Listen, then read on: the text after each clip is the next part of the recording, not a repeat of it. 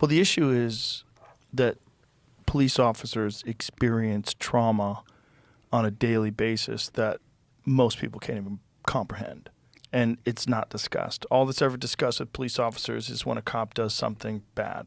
That's right. Let me paint a picture based on what you just brought in.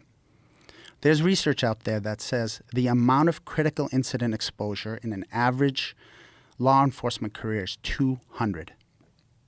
So 200 murders, suicide, car accidents. Baby head crushed. Oof. Yeah, 200. Most civilians have 5. Critical incidents send people's lives sideways. So the first responder's nervous system is a carrier of trauma at a level unimaginable by most people, which is what you just brought into this conversation.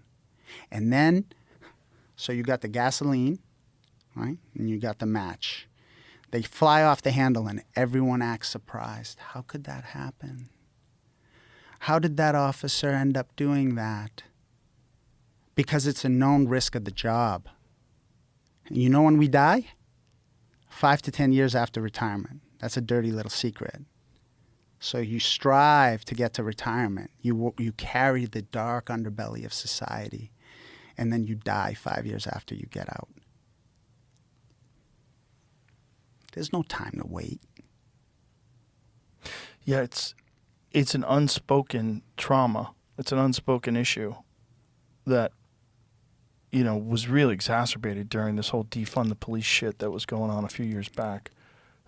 Then you've got the demoralization, and the fact that these people, not only they're not appreciated, but then they've been all turned into villains. That's right. That's right. It makes it worse. Yeah. I work with some really caring young people, men and women. And the whole defund the police movement was so hurtful. It was so hurtful.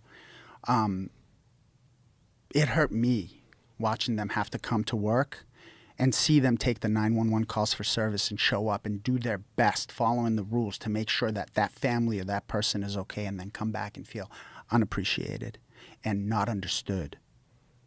Not understood. Yeah. Yeah, they were used as political pawns. Yeah. And,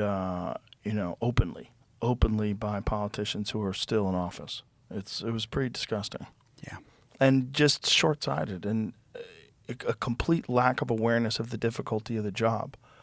Because if you're around cops, if you know cops, it is an insane job. It's an insane job that you're asking people, just regular people, to go out and do on a daily basis.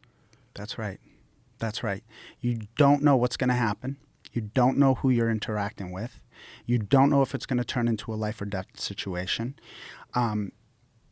I see people try to paint the job as a normal job, and it isn't.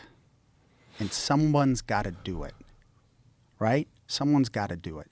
Because it's inherently a part of human nature at times for confusion to come through, for misunderstanding that leads to violence to happen.